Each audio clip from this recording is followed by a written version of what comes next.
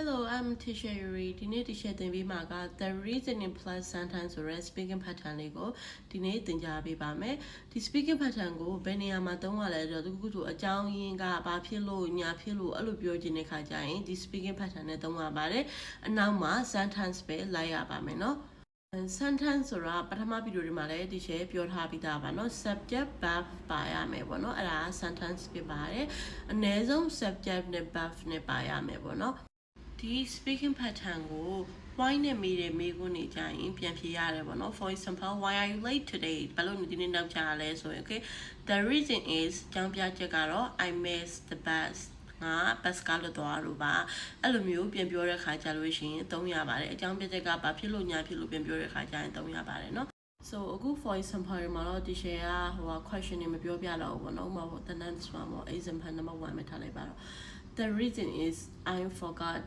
the reason it I forgot အကြောင်းပြချက်ကတော့ငါမေ့သွားလို့ပေါ့ဥပမာဆို for example ဘာလို့ exam လုပ်လာလဲအကြောင်းပြချက်ကတော့ငါမေ့သွားလို့ဆိုတဲ့အဓိပ္ပာယ်ပါ okay example number 2ပေါ့နော်ဘာလို့ဒီနေ့ဖုန်းမခေါ်ရလဲဆိုရင် the reason is my phone was dead the reason it my phone was dead ဘာဖြစ်လို့လဲဆိုတော့ငါဖုန်းအကုန်သွားလို့ဆိုတဲ့အဓိပ္ပာယ်ပါဒီနေ့ငါဘာလို့ဖုန်းမခေါ်ရလဲဖုန်းအကုန်သွားလို့ပေါ့နော် okay for example number 3ပေါ့နော်the reason it I had family problems the reason it I had family problems အကြောင်းရင်းကတော့မိသားစုပြဿနာရှိလို့ဆိုတဲ့အဓိပ္ပာယ်ပါ။ဥပမာဆိုရင်ဘာလို့မိသားစုတိတ်ဆိတ်နေရလဲအကြောင်းရင်းကတော့မိသားစုပြဿနာရှိလို့အဲ့လိုမျိုးအနေနဲ့သုံးလို့ရပါတယ်။ Example number 4ပေါ့နော် the reason I had no money the reason I had no money အကြောင်းရင်းကတော့ငါမှပတ်စံမရှိလို့ဘာလို့ငါတို့နဲ့အပြင်မလိုက်တာလဲဆိုအကြောင်းရင်းကတော့ငါစီမှာပတ်စံမရှိလို့ဆိုတဲ့အဓိပ္ပာယ်ပါ